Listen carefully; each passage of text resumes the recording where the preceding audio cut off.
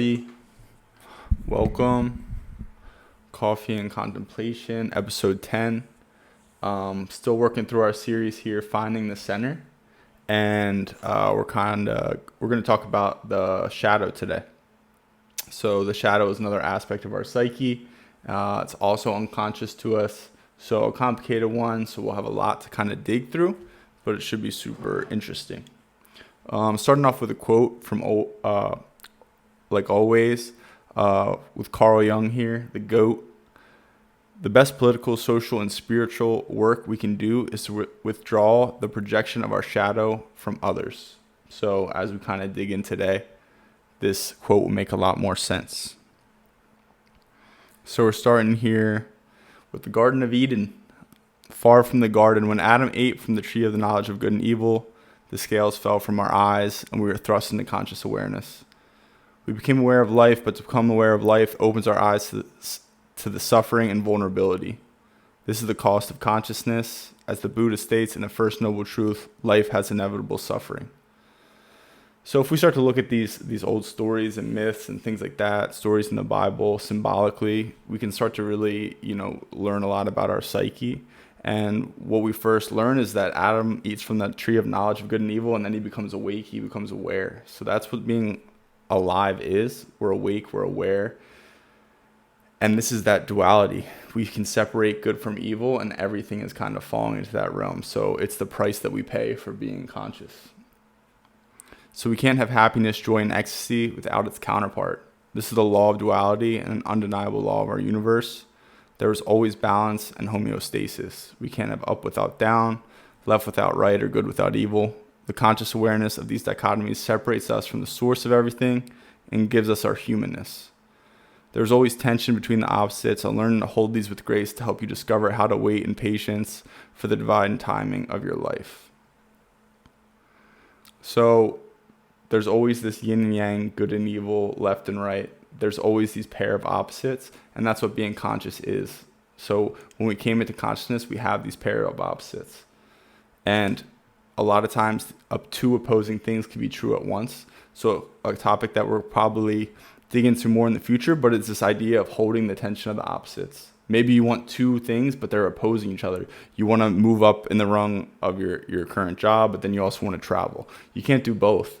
But can you be patient where the right moves will kind of reveal themselves to you? And I think that will make life a lot more exciting if you're following the energy and the path of your life that way. Two opposing things can be true. Can you hold the tension between those things and see what comes through for you? We became awake, we became aware. If we were connected with everything, if we separate one and don't have the other, it doesn't work. The opposite is always going somewhere. Our psyches are balanced as well, and if our ego is the light of our conscious awareness, our shadow is the dark part of our psyche.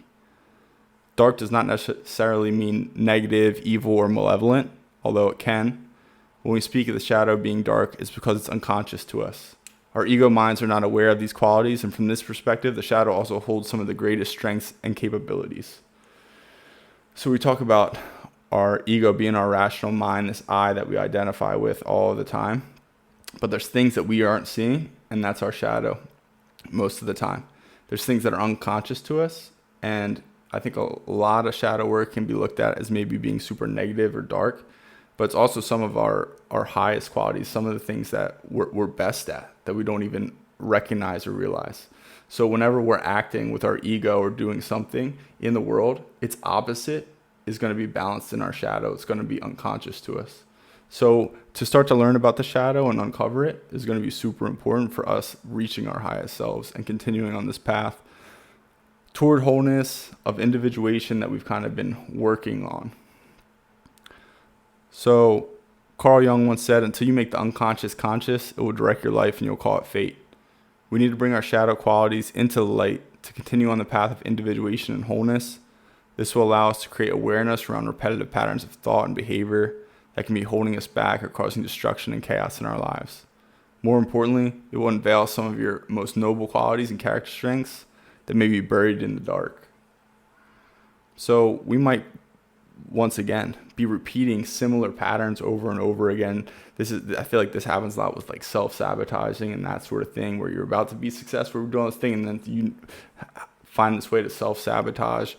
That's a very common thing that's happening in the shadow. If we can start to look back at those things, but then also some of, like we said, our most noble and greatest strengths, we might not even be aware of. So to bring those things out is going to be important. As we've discussed before, we are living a story and we need to be the hero of those stories. In the Western world, it's the job of our egos to be heroic. We need to take action in the material world, but to take action is also to sin, and that's how shadow making begins. So in the Eastern world, they have monks and all that sort of stuff, and basically they're all just meditating and they're not acting. That's what monks do. They sit up in a mountain and they breathe and they don't act and they don't sin, and they're one with everything.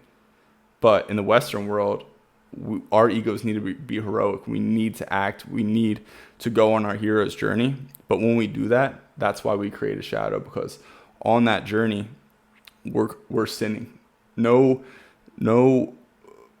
action we take is going to be 100% perfect. It's going to be flawed in some sort of way, and that's how we start to get to build our shadow. There's no way to avoid creating a shadow, because any action that is taken isn't perfect, and any choice we make will never be 100% correct. Like I was saying, it will come with the cost of suffering in some form or fashion to someone or something. When we begin taking action, the opposite accumulates in the shadow and becomes unconscious. To do our shadow work honestly and thoroughly can play a major role in reducing our personal and collective suffering. So we have to do our own work. We have to uncover these things in ourselves, so we don't pour it out into the world, these shadow aspects of ourselves, because that's just going to feed more negativity and put things in the wrong place. We need to put things at the correct level, and we need to keep our inner stuff inner and not let it pour into the world. But how do we even start to uncover the shadow? So we can talk about that. Bringing the shadow into consciousness is challenging because it's larger than our ego's awareness. The energies of the shadow have a pull on us that we might not fully understand, but there are tools and strategies we can use to begin our shadow work to the best of our ability. So once again, our egos are super small in aspects of the psyche. There's other things going on. It's a drop in the ocean pretty much. And the shadow is another big part of the unconscious that we might not ever fully grasp its work in doing, but we can start to try to uncover some of these things so we can help ourselves reach our highest being. So the first strategy we can use is analysis, or even honest self-reflection. It can be beneficial to have a professional help in the form of psychoanalysis or therapy to uncover patterns and aspects of the shadow. However, with honest self-reflection, a lot of progress can be made on our own. It's easy to sit and think about things that we know we should stop or start doing. If we're radically honest with ourselves, the things that are holding us back or calling us forward are a lot closer to our awareness than we'd like to admit. So obviously you can get professional help in these sort of things, but if we really want to just start on this, we can sit and ask ourselves these questions. What should I stop doing that's limiting me, and what should I start doing that I know I should start doing? Conquering that resistance, like we talked about, like Stephen Pressfield talks about in The War of Art. How do we do those things? And I think those things are right there. Like maybe they're unconscious, but we're really ignoring them. Like we know the answer to those questions if we really want to be honest with ourselves. But the problem is I think a lot of times we don't, because that would require change and require our ego to fucking suffer in that change. It would require an ego death to incorporate this aspect of the shadow. So we need to learn to look at those things, because I think that can be a real great first step, is just being radically honest with yourself, where you're at, what you're doing, and what you need to stop doing or start doing. So this is a really interesting one. This one I think is like super relevant to me right now, and I connect to it a lot. But scapegoating or hero worshiping. So another strategy is to pay attention to the people in our lives to whom we give praise or blame. So this is interesting. Scapegoating. The tendency to use a scapegoat to blame for our struggles in relationships at work, with family, or intimately is extremely common. More likely than not, the negative qualities that we highlight in the other are a projection of our own shadow. and can show us qualities of ourselves that we might not be so fond of. So to steal strategy from Jocko Willink, it helps to give extreme ownership and reflect on how we may be the cause or the friction in a situation rather than casting our shadow and blame. This frees the other from the burden of our projection and expands our self-awareness. So a lot of time, this happens at work and neighborhoods and families and friend groups, whatever. There's a black sheep, there's a scapegoat, there's someone who's always getting all the other people's shadow brought onto them. And we have to learn to take that back. That having that negativity and that sort of stuff pour out, that's almost showing you parts of yourself, parts of your own shadow that is just being highlighted in them. So that person is a human. They have their ups and downs. They have all this, but they get all of the negative of everyone else.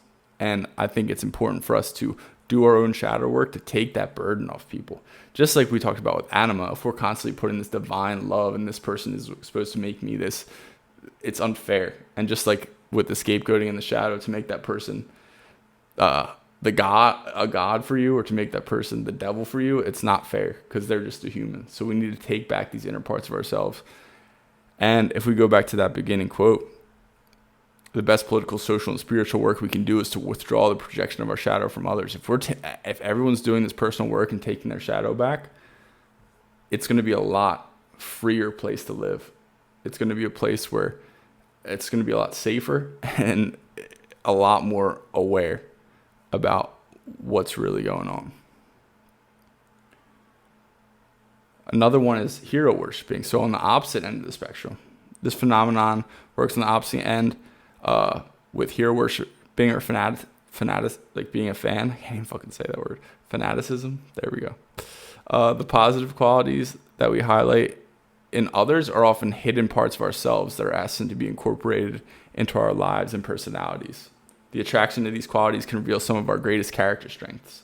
So for me personally, it's like I'm always just following and interested in people who are disciplined, who are working hard, who are creative, who are doing all of these things. And I'm realizing that maybe these are qualities of myself that I need to be incorporating. I can't make this person a hero and I can never be like that. You need to look at those things. You need to look at the people who were making heroes and realize those are part of that's part of you that needs to be getting brought out and incorporated into your personality. And then same thing, when you're hating on someone or putting all this negative on someone, take that back. Those are qualities of me that maybe I need to look at and work on, and maybe I'm not seeing in myself.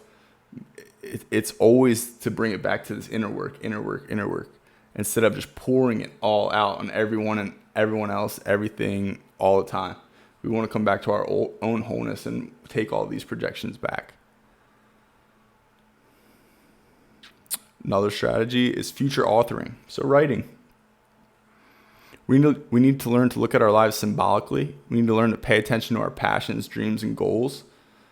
We need to author a story of life that we'd want to live, things we want to achieve, and who we want to be. What would your life look like if you were living to your highest potential? And what would it look like if it went the opposite way and all the negative parts of yourself took hold? We need to offer these stories so we can make ourselves aware. This allows us to move towards what we want and avoid the things we don't. This can help pull gold out of the shadow to create an aim and shed light on the dark aspects as something to avoid. So, once again, when we start to view life from a different perspective, why do we have certain goals, dreams, passions, things like that? And what if we're imagining a life that we want to live in 3 months, 6 months, a year, 3 years, 5 years? What does it look like? What do your relationships look like? What does your day-to-day look like? And not big, grand things. I went on a crazy vacation, but day-to-day. How do you wake up? What sort of, what's the food you're eating? What's your relationships like? What's your work look like? What's your leisure time look like? Create that. Write about it, really detailed. And then same thing. Say you just fucked off for the next 3 years and you're doing whatever, doing things that you probably shouldn't be doing that aren't serving you. Create that. So then you have something good to shoot for, but then you also know what to avoid. So we can highlight these parts of ourselves that we want to move towards and avoid. We need both. You can't, once again, you can't have one without the other. Well, I just want this, but you don't really define what the bad is, so you don't really stay committed. If you see the bad and then you're like, I really don't want to go there, then you can move towards the good thing with more passion and discipline.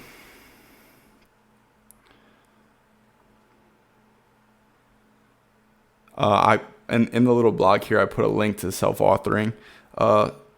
That I think that's by Jordan Peterson, so you can sign up for that and have assistance in doing that. But you could also just do it yourself. Another one that I like to use is personality tests. So these are great for uncovering aspects of your personality. It will highlight your strengths as well as your weaknesses. This gives you the awareness of things that you can consciously work on and incorporate. So I put also a little character strength link in there, and then I'll look at mine real quick. So this is interesting because once again, it highlights some of your strengths, more of your strengths, and this isn't perfect, but I think it's really cool and interesting to look at. It'll show your top strengths, your middle strengths, and your lesser strengths. And it's important to learn what your top strengths are. And once I saw my top strengths, I was like, yeah, that makes sense. But for the bottom ones, they're a little bit more eye-opening, and I look at that more like unconscious parts of me, shadow parts of me, things that I don't even know, that I'm not paying attention to. And it's maybe not that I'm bad at them. I just think I needed something like this to make it myself aware. So now I can try to work on these bottom ones and make them a little bit stronger. So my first one was humor. My second one was spirituality. And then my third one was creativity. And I was like, all right, I can understand those ones. My lesser ones were perseverance, bravery, and zest, and self-regulation. And to be honest, those were surprising to me a little bit. But also I was like, yeah, like maybe I do need to have those things. Finish what I start. Bravery, I feel like I talked about that a lot, even just getting back on this podcast. I'm watching people around me do brave things that they're probably feeling those feelings of fear and still going and doing anyway. And I want to be someone who does more of that. And then zest, approaching life with excitement and courage. And I was like, or excitement and energy. And I was like, that's on there. I was like, that's not good. Probably freaking depressed. Nah, but kidding. But yeah, I feel like I'm more trying to incorporate more zest. Didn't even know what zest was. So these things are important. These personality tests, they're cool. They're cool to start to uncover these things. So you can see here, were you surprised by your results? How can you make your bottom 3 strengths higher? Is what I wrote in there. Maybe it could be a goal. Now we're going to talk about honoring the shadow. So rituals are important. I like my little thing here the past few times just to be like, all right, I'm honoring this podcast, trying to, put myself in the right mindset. So rituals are important for that sort of thing. And they're also important for honoring different aspects of our psyche. So rituals are powerful because they honor different parts of our psyche and keep them at the correct level. To repeatedly honor the shadow can keep dark aspects of ourselves at bay. The goal of this is to honor your personal shadow so that is not to pour into the external and contribute to the collective darkness and suffering in the world. We can refer to the quote at the beginning of this blog, once again, why it's important. We want to take that stuff back. So rituals, for example, it's not uncommon. I work with a lot of just addicts and people with chronic pain and trauma, all that sort of stuff. And it's not uncommon for addicts to attend a program to ritually acknowledge their addiction. If we look at it from this perspective, this is what they're doing. Maybe it's a number of different reasons why they think they're doing it, but if we're looking at it from this perspective of the depth psych stuff, they're honoring their shadow. They're honoring a part of them that is maybe dark, and this helps hold them accountable and keep them sober. And it's not uncommon to see a relapse when they stop doing that. So if it's a ritual and they're acknowledging it and they're keeping it at bay, but then if it stops, it will grab them, and then they'll pour it out into the world and maybe relapse and start again at square one. Because we said that the shadow is bigger than our ego. So if we get our ego inflated a little bit, like, oh, we got this, but we're not honoring that shadow, it will come and grab you. It's something that we need to honor ritually. Another way to think about this too, though, the shadow has a lot of energy. Think about hate and like just being frustrated and angry at work and all that sort of stuff. There's a lot of energy there. So we need to learn to honor that and start to harness it. It could give you a needed spark. Like if you had a rough day at work and you're just pissed off at your boss, and then you go to the gym and then you're like angry and that's in your mind, you're doing good by honoring your shadow and getting a good workout in and being pissed off and using that as fuel versus going and blowing up at them and losing your job. So once again, going to a dark place in your mind for a workout can give you that energy, and it will be a ritual to honor your dark side, which is there, if we're all going to be honest with ourselves. And that way, it doesn't pour out into the world where you end up doing something you regret. So yeah. Where do you start with this? Once again, I'm like a novice with all this sort of stuff. That's why I even want to get on here and talk about it, because I'm interested in it so much, but it's hard to understand. Like, I'm a physical therapist, so digging into this stuff is interesting, but it's confusing at times.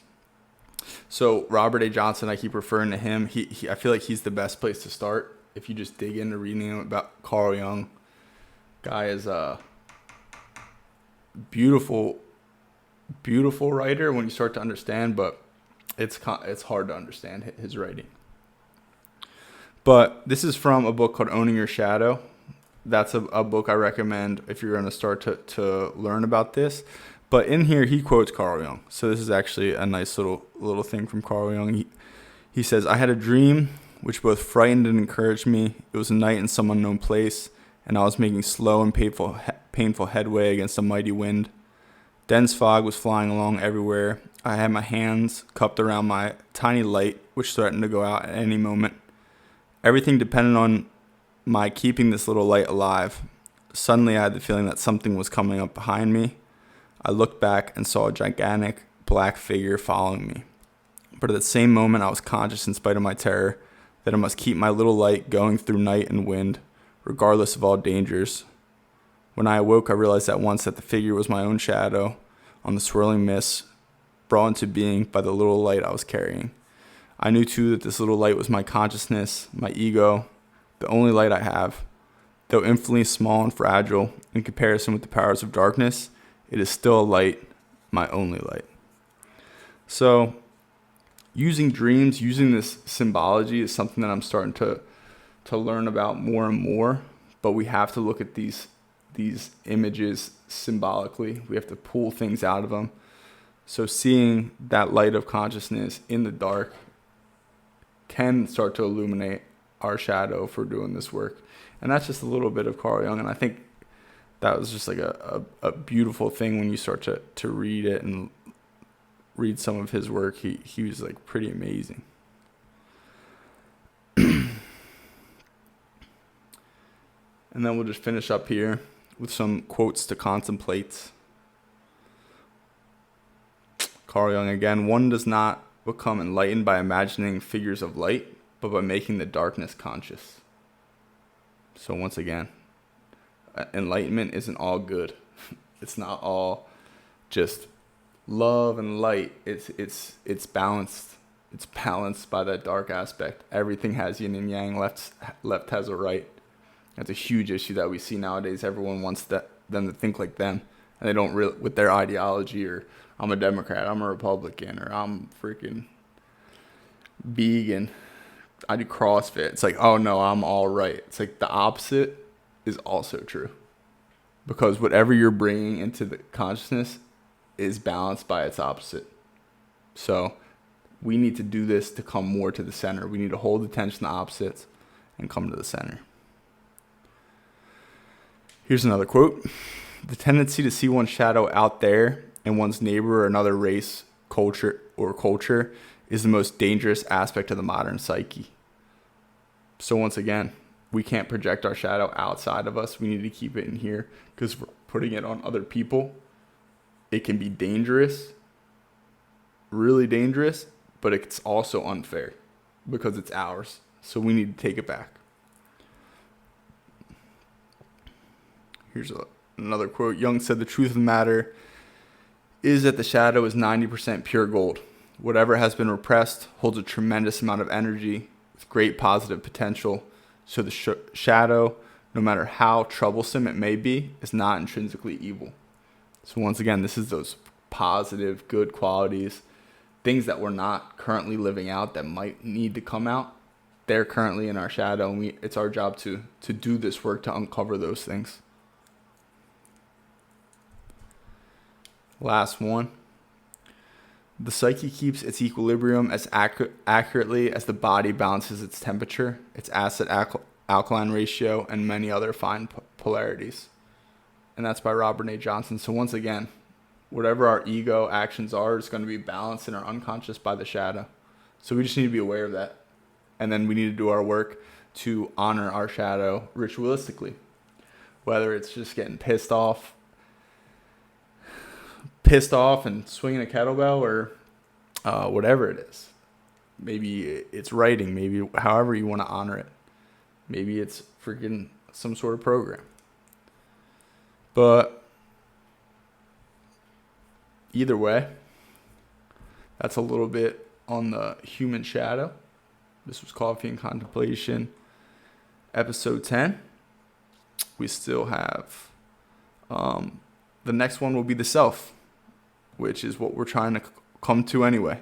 The self, or as I call it sometimes, or just our soul.